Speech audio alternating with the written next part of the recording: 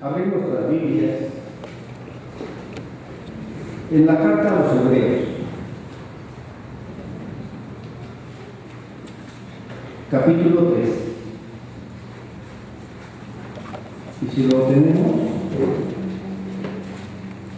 les pido por favor que se pongan de pie. Versículos del 7 al 19.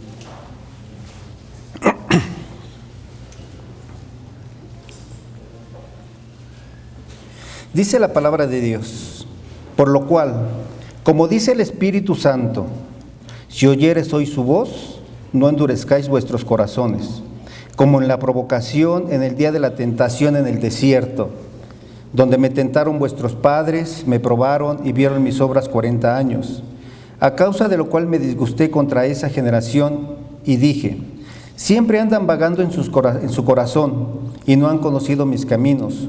Por tanto, juré en mi ira, no entrarán en mi reposo. Mirad, hermanos, que no haya en ninguno de vosotros corazón malo de incredulidad para apartarse del Dios vivo. Antes, exhortaos los unos a los otros cada día, entre tanto que se dice hoy, para que ninguno de vosotros se endurezca por el engaño del pecado. Porque somos hechos participantes de Cristo, con tal que retengamos firme hasta el fin nuestra confianza del principio. Entre tanto que se dice, si oyeres hoy su voz, no endurezcáis vuestros corazones como en la provocación. ¿Quiénes fueron los que habiendo oído le provocaron? ¿No fueron todos los que salieron de Egipto por mano de Moisés? ¿Y con quiénes estuvo él disgustado 40 años? ¿No fue con los que pecaron, cuyos cuerpos cayeron en el desierto? ¿Y a quiénes juró que no entrarían en su reposo, sino a aquellos que desobedecieron y vemos que no pudieron entrar a causa de incredulidad? Vamos a orar. Nuestro Dios y Padre eterno, cuántas gracias te damos, Señor, por tu amor y por tu misericordia. Señor, nosotros que no podemos alcanzar la salvación por nuestros propios medios, en tu amor, en tu infinita misericordia, nos apartaste, Señor, para ser adoptados como tus hijos. Nos escogiste desde antes de la fundación del mundo, Señor.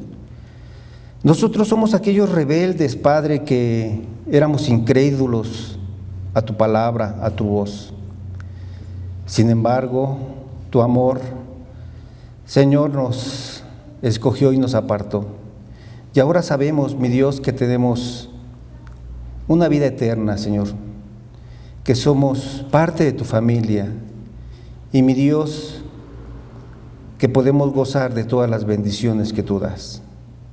Te queremos rogar, Padre, que todas aquellas personas que aún no te conocen, que se han comportado con incredulidad hacia ti, Señor, tu palabra los confronte para que vengan a la salvación, Señor.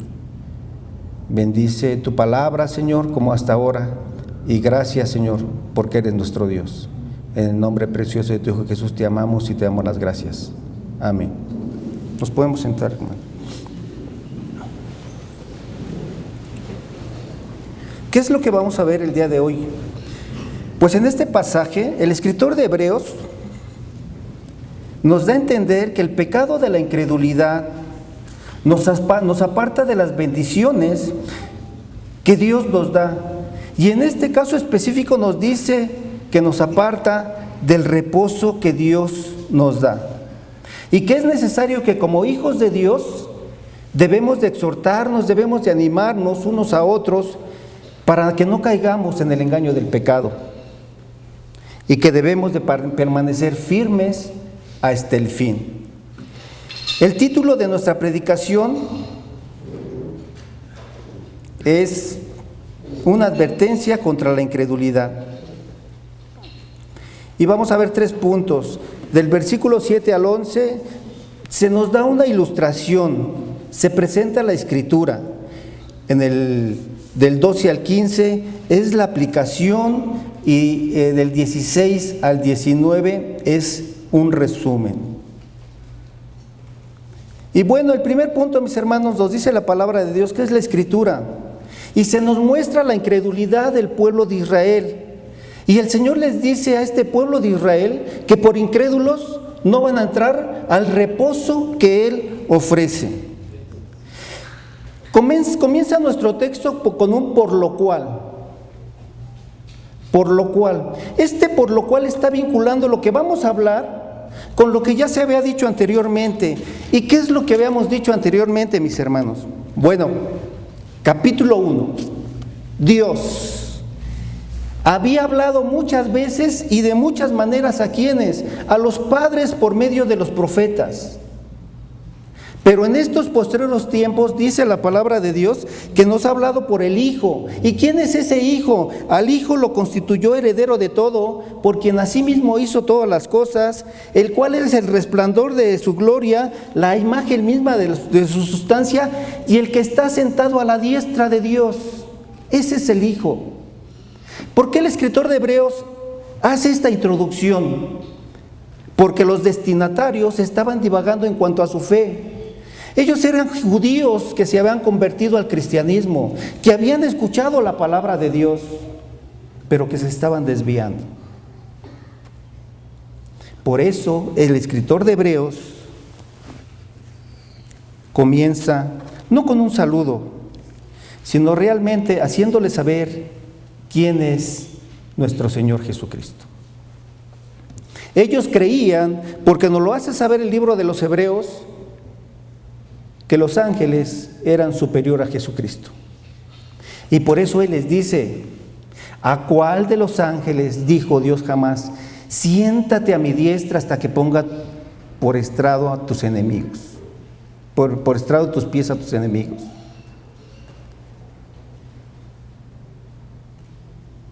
Ellos creían que Moisés era superior a Jesucristo. En el capítulo 2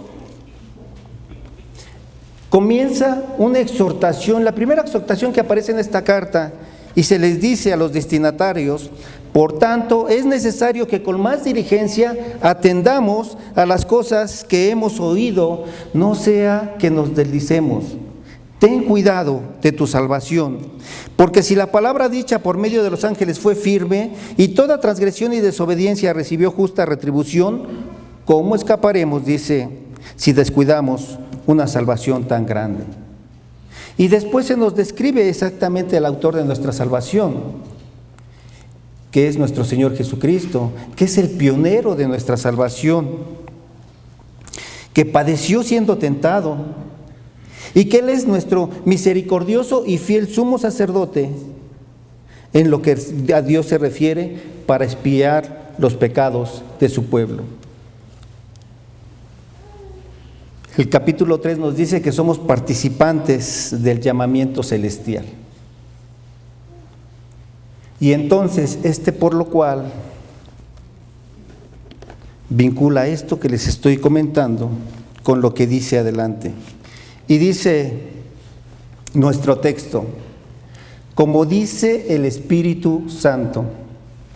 Uno de los recursos que utiliza el escritor de esta carta para introducir una cita del Antiguo Testamento es la fórmula Dios dice o el Espíritu Santo dice.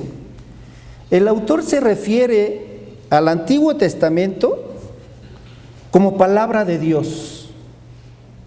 Y él dice que el autor primario de las Escrituras es Dios, y que el hombre es el medio por el cual Dios habla a su pueblo.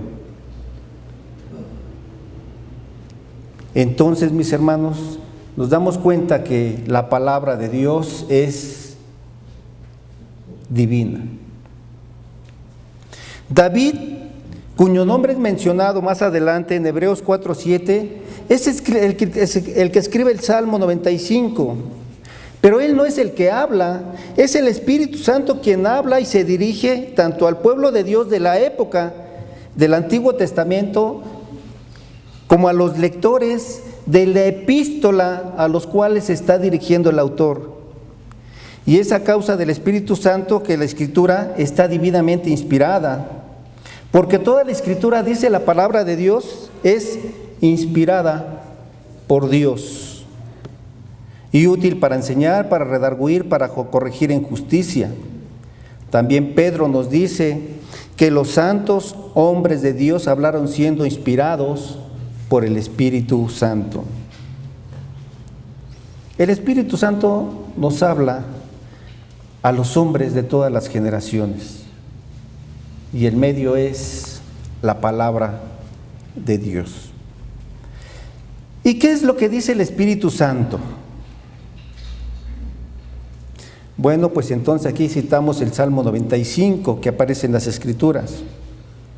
Si oyeres hoy su voz, dice, no endurezcáis vuestros corazones. Es lo que le está diciendo el autor a esos hebreos que se habían convertido al cristianismo. Si oyen su voz, no endurezcan su corazón. Aquí hay una palabra que dice hoy. Mis hermanos, esta palabra hoy,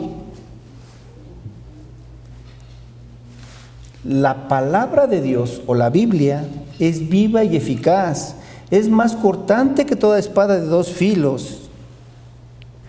La palabra de Dios no es obsoleta, ni tampoco irrelevante.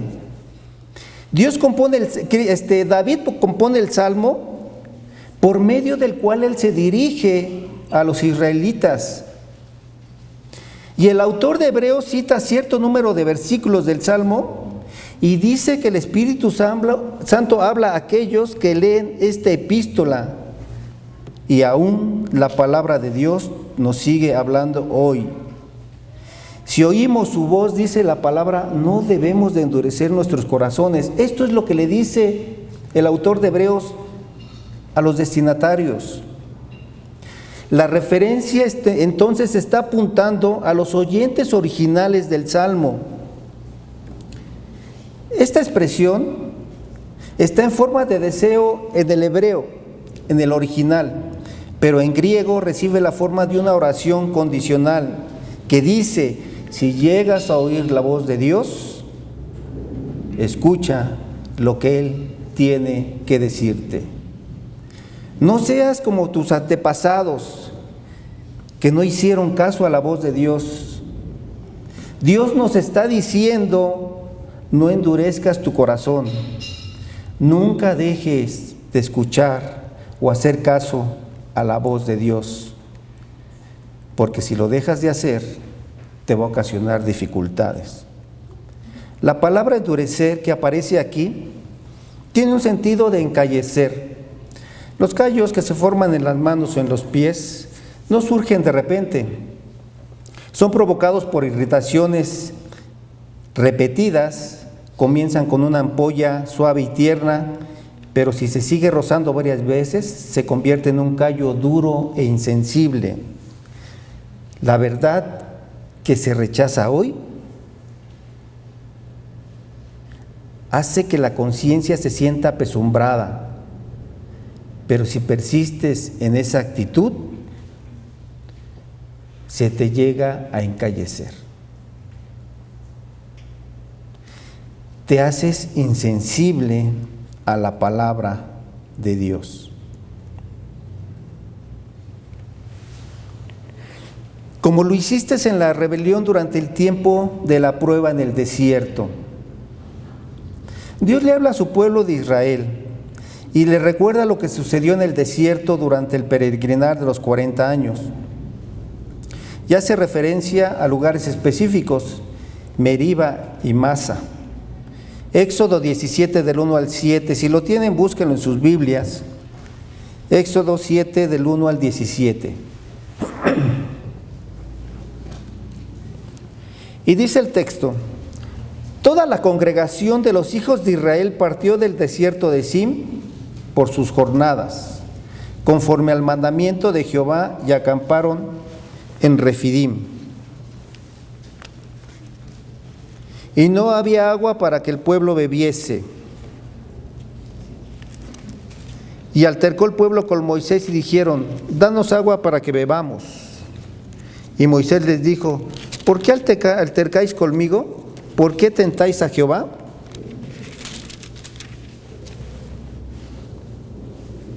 Así que el pueblo Tuvo allí sed y murmuró contra Moisés y dijo: ¿por qué nos hiciste subir de Egipto para matarnos de sed a nosotros, a nuestros hijos y a nuestros ganados? Entonces clamó Moisés a Jehová diciendo: ¿qué haré con este pueblo? De aquí a un poco me apedrean. Y Jehová dijo a Moisés: pasa delante del pueblo y toma contigo de los ancianos de Israel, y toma también tu vara en tu mano con que golpeases el río, y ve. Y aquí que yo estaré delante de ti allí sobre la peña de Horeb, y golpearás la peña y saldrán de ella aguas y beberá el pueblo.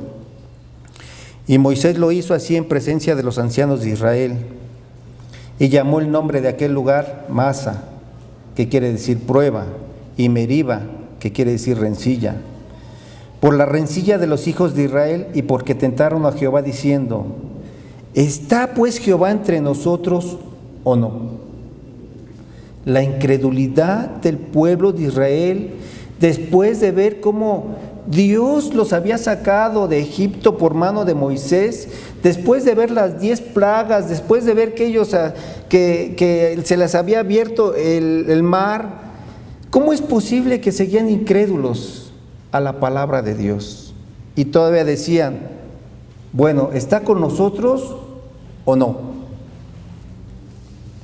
Casi al final de su viaje de 40 años, el pueblo de Israel volvió a contender nuevamente a causa de la sed. Pero esta vez Moisés perdió los estribos. Moisés golpeó la roca 2 veces en vez de hablarle, como Dios le había dicho. ¿Y qué fue lo que pasó? Perdió el derecho de seguir siendo el líder del pueblo de Israel. Y en consecuencia, mis hermanos, lo hemos escuchado, no se le permitió entrar a la tierra prometida. Eso lo podemos encontrar en Números capítulo 20. La palabra provocación es el acto de amargarse. Israel se amargó por las pruebas que enfrentaba. En vez de creer y confiar, se rebelaron contra Dios. El salmista advierte que el pueblo de su día está en peligro de endurecerse. Lo que hace el salmista, él se da cuenta que a los oyentes que les está escribiendo les iba a pasar lo mismo que les había pasado a los antepasados. Se estaban endureciendo.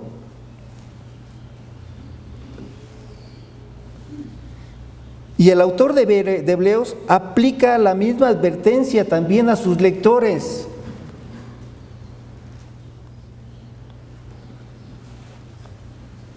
Él también se daba cuenta que a los destinatarios que les estaba escribiendo corrían con el mismo peligro. Y la palabra de Dios nos dice que hoy estamos en la misma situación.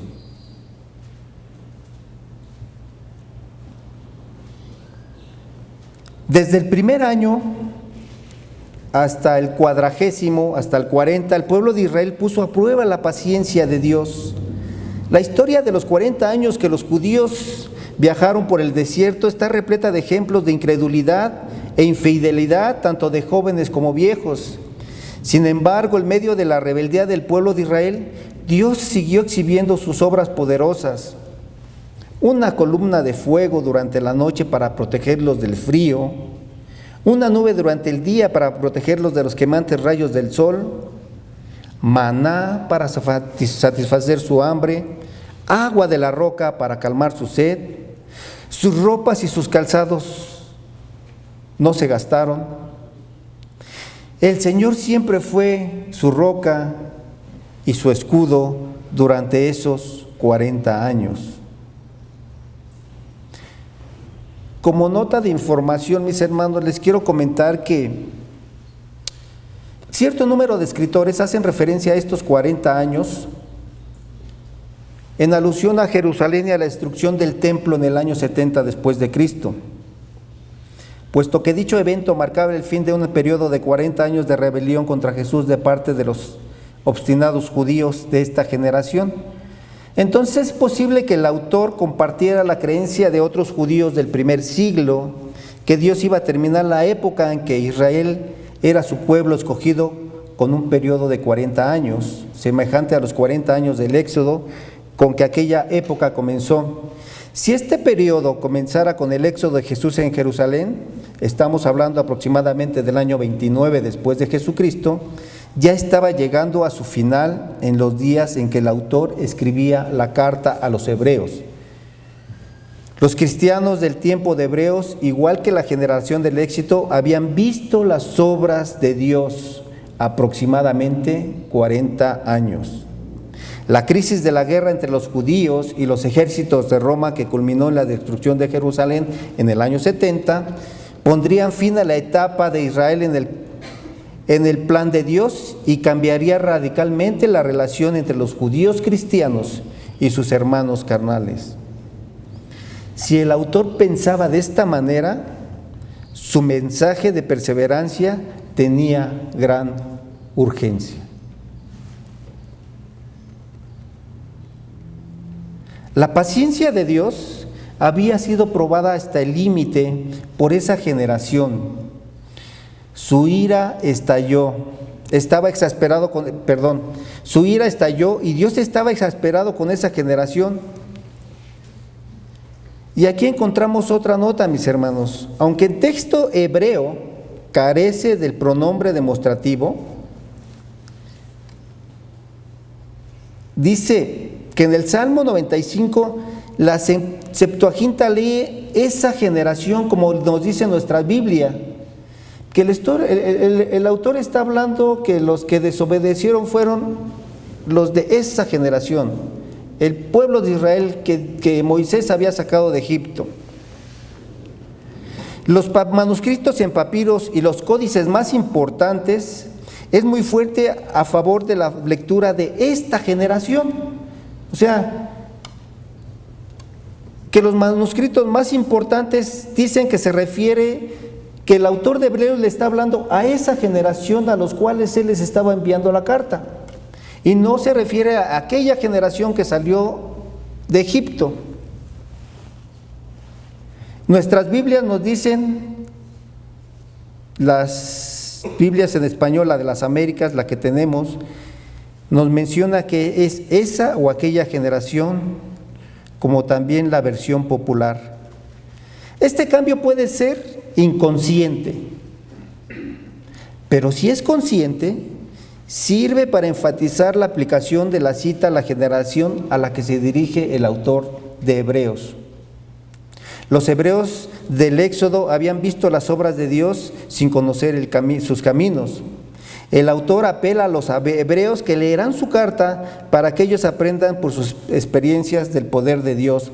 Pero ya sea que esa generación o esta generación, en el tiempo del escritor, mis hermanos, la condición es la misma hasta el día de hoy. Estamos endureciendo nuestro corazón a la voz de Dios. Estamos siendo incrédulos e infieles para con Dios. Sus corazones siempre se están extraviando y no hay conocido mis caminos. Podemos encontrarlo dicho por la palabra por palabra de lo que dijo Dios en Números 14 y en Deuteronomio 1. Apúntenlo para que lo vean, mis hermanos. Pasajes en los cuales Moisés registra el relato histórico de la rebelión del pueblo de Israel. Cuando el pueblo rehusó entrar en la tierra prometida, ellos rehusaron y quisieron regresar a Egipto y eligieron otro líder. Dios le dijo a Moisés: ¿hasta cuándo me tratará este pueblo con desprecio? ¿Hasta cuándo rehusarán creer en mí a pesar de las señales milagrosas que he ejecutado en medio de ellos? Los israelitas, el pueblo hebreo, ¿no se rebelaron contra Dios una vez? Tras el regreso de los espías pusieron a prueba a Dios 10 veces. Lo podemos ver en capítulo 14 de Números, se negaron a escuchar su voz, sus corazones estaban llenos de incredulidad y sus ojos estaban ciegos a los milagros que hacía Dios. Claro que esto tuvo un pago o el resultado de su incredulidad. Y dice el Dios: por tanto, juré en mi ira, no entrarán en mi reposo. Como el pueblo de Dios lo trataba con desdén, Dios juró solemnemente: ningún hombre de esta malvada generación verá la tierra que juré daría a vuestros padres. Dios le quitó la promesa de reposo a los incrédulos de Israel y les dijo que morirían en el desierto. Solamente los hijos de ellos que tuvieran menos de 20 años podían entrar a la tierra que Dios había prometido a sus antepasados. Y la tierra que los israelitas iban a poseer es llamada reposo, ya que allí ellos tendrían una morada permanente y segura. La tierra de Israel les sería dada a aquellos que no habían despreciado a Dios. En su ira Dios juró que todos los demás no verían la tierra, sino que morirían en el desierto. Y por decirlo así, Dios decía que dejaría de ser Dios antes que dejar que esos rebeldes entrasen en la tierra de Canaán. Aquí encontramos algo bien interesante, mis hermanos, y es el concepto de reposo, que lo vamos a estudiar más adelante también. Y es clave en el pensamiento hebreo. El contexto de Números y del Salmo 95 se refiere a la tierra prometida, donde Israel descansaría de sus tribulaciones en Egipto y de su viaje por el desierto. Recordemos que Dios le dijo a Abraham que saliera de Ur de los Caldeos y que lo siguiera, y que iba a ser de él, ¿qué? Una gran nación, y le iba a dar una descendencia y una tierra. Esa tierra es la tierra prometida, mis hermanos. De Abraham nació Isaac, Jacob, las 12 tribus de Israel. Y la promesa de Dios o el pacto de Dios fue permanente para con ese pueblo. Pero después el reposo llegó a ser un símbolo de premio final que Dios ofrece a los que le sirven. De la misma manera en que Dios descansó de su creación al séptimo día, gozando de los frutos de su obra. Dios ofrece a sus siervos el reposo eterno en armonía y en comunión con Él. Para alcanzarlo tenemos que confiar, obedecer y perseverar.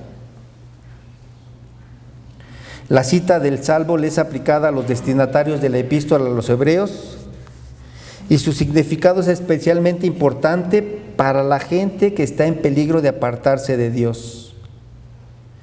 Esta cita del Salmo sirve de introducción a una conmovedora apelación para que no renieguen del Dios vivo. En cierto sentido, mis hermanos, Hebreos 3:12, que es el que vamos a seguir analizando, es el resumen de las exhortaciones pastorales de esta epístola. Y entonces entramos al segundo punto, que es la aplicación, que somos llamados a permanecer fieles y firmes hasta el fin, o que somos llamados para evitar la incredulidad en nuestras vidas. Y dice el versículo 12, mirad, hermanos, que no haya en ninguno de vosotros corazón malo de incredulidad para apartarse del Dios vivo. Para los cristianos, la experiencia de los israelitas rebeldes debe de servir como una advertencia que no debemos de tomar a la ligera. Los cristianos debemos examinarnos concienzudamente nosotros mismos y los unos a los otros para ver si hay alguno que tenga un corazón malvado o incrédulo. El apartarnos de Dios tiene su origen, desarrollo e ímpetu en la incredulidad. Y la incredulidad está caracterizada por desconfianza y escepticismo. Y se expresa primeramente en desobediencia, la que a su vez resulta en apostasía. Las señales de la apostasía son el endurecimiento y la incapacidad de arrepentirse. Al corazón de alguien que se aparta de Dios se le describe como pecaminoso, que quiere decir malvado o inicuo. Dios no toma a la ligera el pecado de la incredulidad, ya que sabe que su origen está en el corazón perverso del hombre. ¿Cómo es el corazón? Es más engañoso que todas las cosas y está más allá de toda cura. ¿Quién puede entenderlo? Lo dice Jeremías 17:9.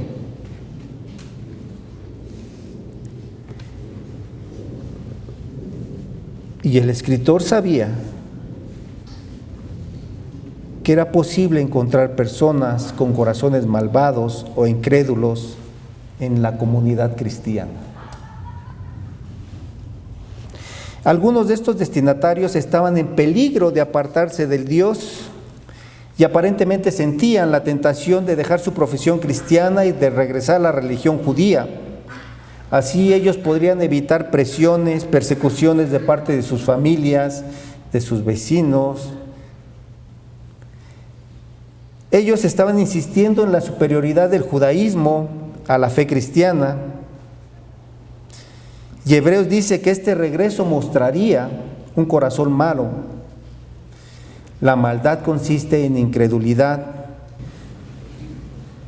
Mis hermanos, el peligro de apartarnos de Dios es patente.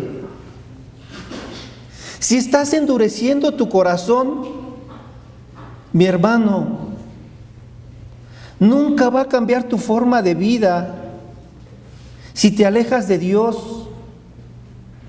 Y se hace patente tu alejamiento cuando no vienes a la iglesia. Dice la palabra de Dios, no dejando de congregarnos. ¿Cuántas veces vienes a la iglesia en el mes? Como algunos tienen por costumbre. ¿Saben qué hacemos? Nos toca el mes de servicio y si bien nos va, cumplimos con los 4.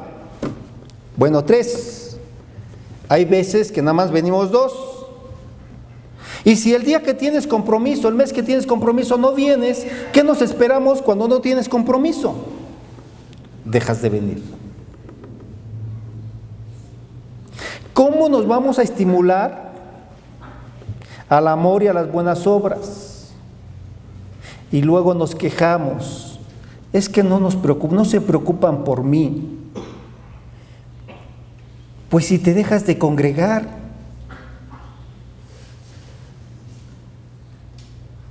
El escritor de Hebreos vincula esta exhortación con la cita del Salmo 95 por medio de una sola palabra, hoy.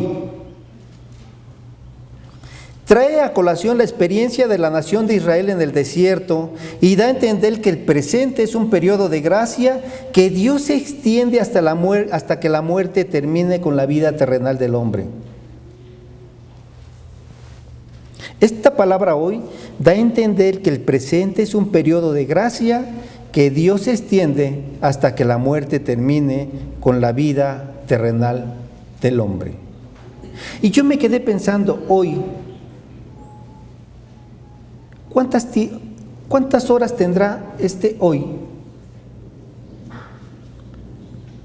¿Cuántos minutos? ¿Cuántos segundos?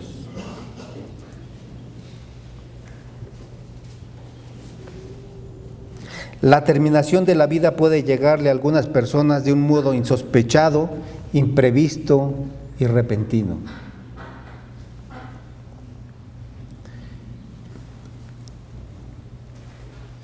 Del efímero hoy puede depender el eterno mañana. Tomando esto en cuenta, mis hermanos, hoy es el tiempo aceptable. Hoy es el día de la salvación. El ayer ya se ha ido. El mañana quizás nunca llegue. Pero en la providencia de Dios nos ha dado este momento. Que estás escuchando la palabra de Dios, es el hoy. No fue hace 2, 3 minutos, ni 5 segundos, ni será dentro de 10 o 15 minutos, porque no sabemos si los vamos a vivir.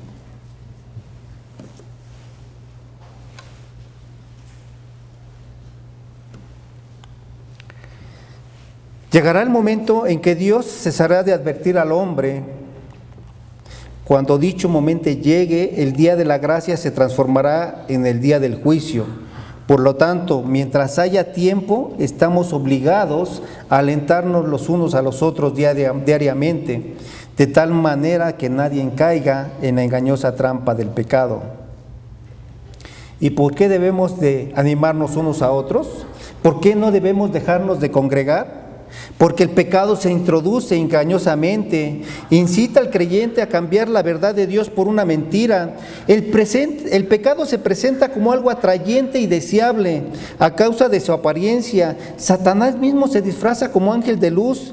El pecado es un poder extremadamente peligroso que confronta al creyente y siempre ataca al individuo, así como los lobos acechan a las ovejas. Al pecado se le considera como un agente que endurece el corazón del hombre. Y aquí el verbo endurecer se presenta en voz pasiva, de modo que ninguno de vosotros sea endurecido por el engaño del pecado. Y el endurecimiento se muestra en la negativa a escuchar la voz de Dios y a escuchar y a un determinado deseo de actuar en contra de todo lo que cae bajo la clasificación de fe. El pecado es engañoso, es agente de Satanás, entra en el corazón del hombre y causa allí el crecimiento y desarrollo de la incredulidad.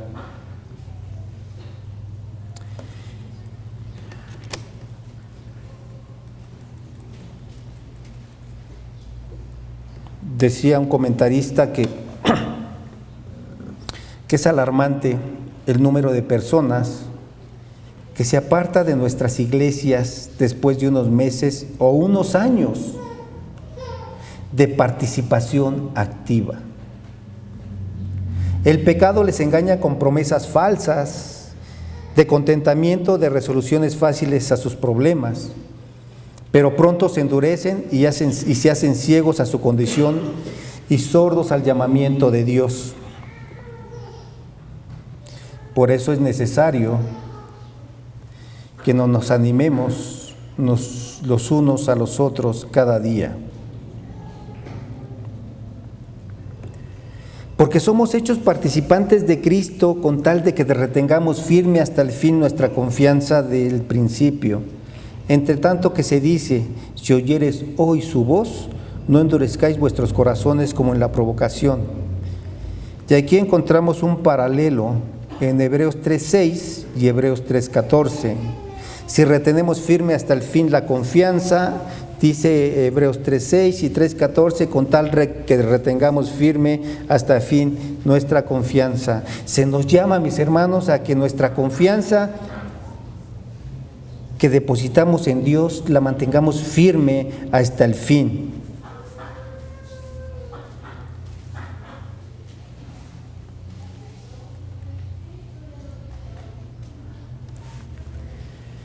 La imagen que se utiliza en el versículo 6 es la casa de Dios sobre la cual Cristo ha sido colocado como hijo y de la cual somos parte.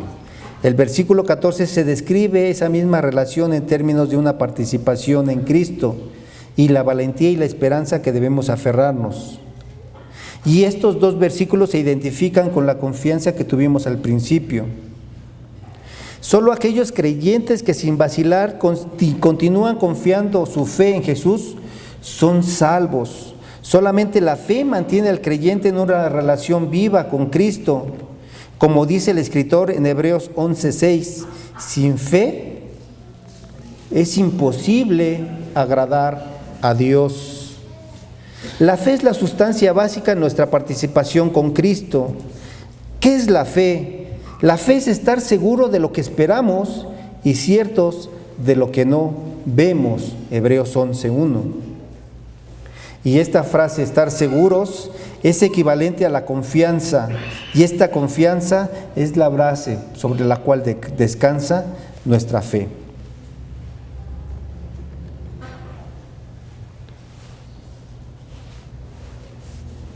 Para hacernos recordar una vez más de la necesidad diaria de escuchar atenta y obediente la voz de Dios, el escritor cita la ya familiar afirmación del Salmo 95.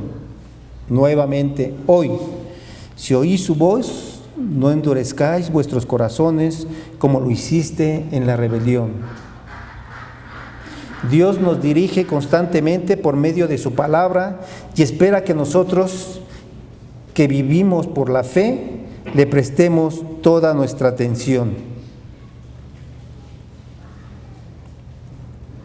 Hay que mantener la fe con que empezamos, teniendo confianza en Dios hasta el fin del camino. La verdadera vida cristiana tiene un fin semejante a su principio. La parte 3 de nuestra predicación, mis hermanos, es el resumen. Los que desobedecieron no entraron en el reposo de Dios. En un párrafo final, el escritor formula cierto número de preguntas retóricas relacionadas con los israelitas que perecieron en el desierto a causa de incredulidad. En una serie de preguntas que se van contestando progresivamente, el escritor hace patente que dicha incredulidad termina en la muerte.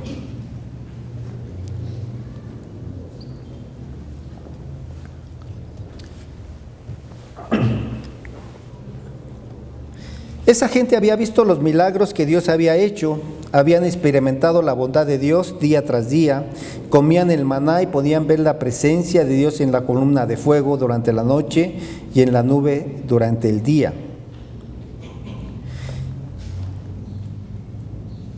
Porque dice, ¿quiénes fueron los que oyeron y se rebelaron? ¿No fueron todos aquellos a quienes Moisés sacó de Egipto? ¿Y con quienes estuvo él indignado durante 40 años? ¿No fue con aquellos que pecaron cuyos cuerpos cayeron en el desierto? Dice el versículo 17. Nunca cambió la conducta del pueblo de Israel a lo largo de los 40 años. Y Éxodo 17 relata la primera rebelión al principio del periodo de 40 años, que ya lo habíamos mencionado, y Números registra el afrentoso pecado de inmoralidad al fin de dicho periodo.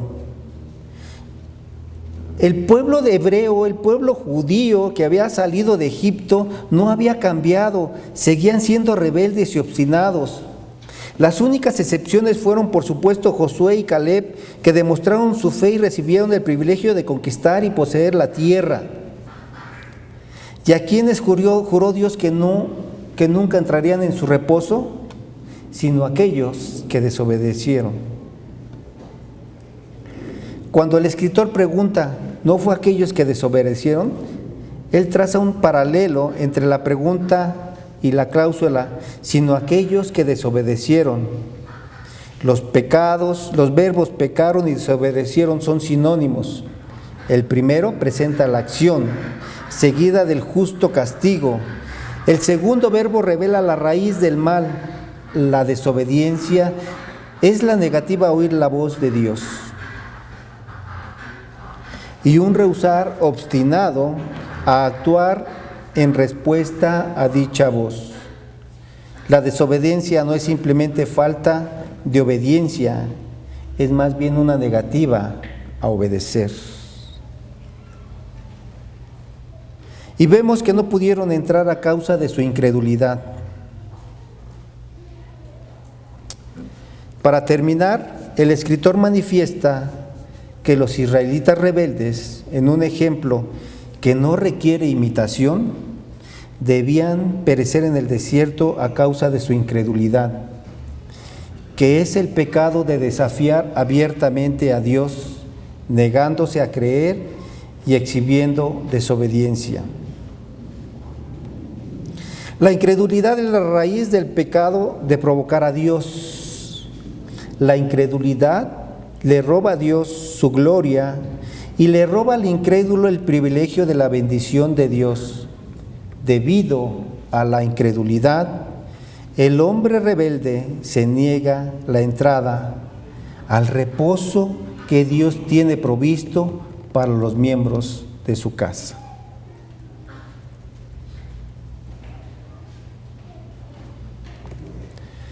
Para concluir, mis hermanos, nuestra salvación es de suma importancia y no debemos de tomarla a la ligera. Debemos de prestarle atención a las amonestaciones que nos hace llegar el escritor de esta carta en forma de ilustraciones tomadas del pasado de Israel. Todos los pecados son desviaciones de la ley que Dios le diera a su pueblo.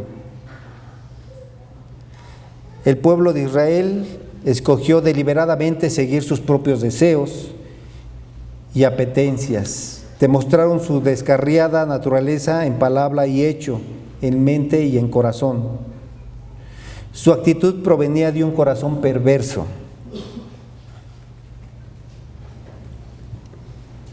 Nosotros, como hijos de Dios, como creyentes, tenemos la responsabilidad individual y comunitaria de velar por el bienestar espiritual de nuestros hermanos. Y debemos de considerar esta responsabilidad como una santa obligación. Y debemos de exhibir una fidelidad absoluta. Aún en aquellos momentos en que el fruto de dicha fidelidad no sea siempre evidente. Somos participantes en Cristo cuando hemos aceptado el Evangelio.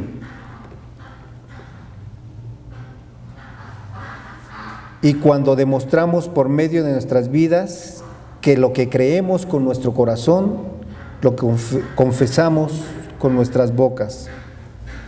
Aquellos que nunca confiesan, nunca han participado de Cristo, por lo cual sabemos que no conocen a Cristo como su Salvador.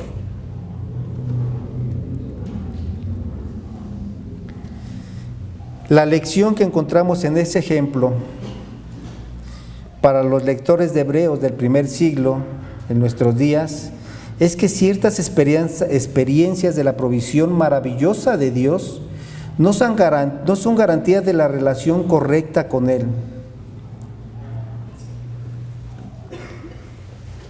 Uno puede ser un incrédulo en medio del pueblo de Dios y aún en medio de sus milagros. No debemos envanecernos en base a los favores o milagros de Dios y así relajar nuestro esfuerzo para acercarnos a Él. Más bien, sigamos ejerciendo la fe que Dios nos pide en todo momento de nuestra relación con Él. No debemos de caer en el error de los que participaron en el Éxodo. Se pusieron a juzgar a Dios, a exigirle más milagros y como consecuencia no pudieron entrar a la tierra que Él les había prometido. En lugar de confiar en que Él siempre provee lo mejor.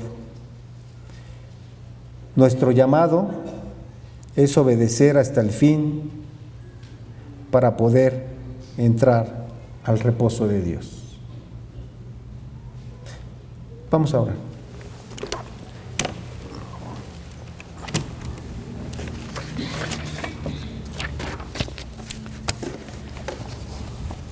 Nuestro Dios y Padre, tu palabra es viva y es eficaz y más cortante que toda espada de dos filos y que penetra hasta partir el alma y discierne los pensamientos del corazón, Señor. Padre, te queremos agradecer porque sabemos que Tú siempre tienes cuidado de nosotros. Queremos rogarte, Señor, queremos pedirte, Padre, que tu misericordia nunca se aparte de nosotros y que tú sigas trabajando en cada una de nuestras vidas, Señor. Te queremos rogar, Padre, que tú perdones cada una de nuestras malas intenciones, Señor. Somos incrédulos muchas veces porque no escuchamos a tu voz. Señor, somos incrédulos y, Padre, y también dejamos de congregarnos, mi Dios. Ayúdanos, Padre, para comprometernos con nuestra iglesia, con nuestros hermanos, a estar orando unos por otros, a estarnos exhortando y animarnos, Señor, porque sabemos que el pecado, Señor, es el que nos lleva a apartarnos de ti, Señor. Gracias, mi Dios, por tu fidelidad. Gracias porque tienes un reposo para cada uno de nosotros, Señor, y te damos gracias por tu palabra, porque tú nos consuelas, nos animas y porque tú eres nuestro Dios y nuestro Salvador. Bendito seas y gracias en el nombre de tu Hijo Jesús. Amén.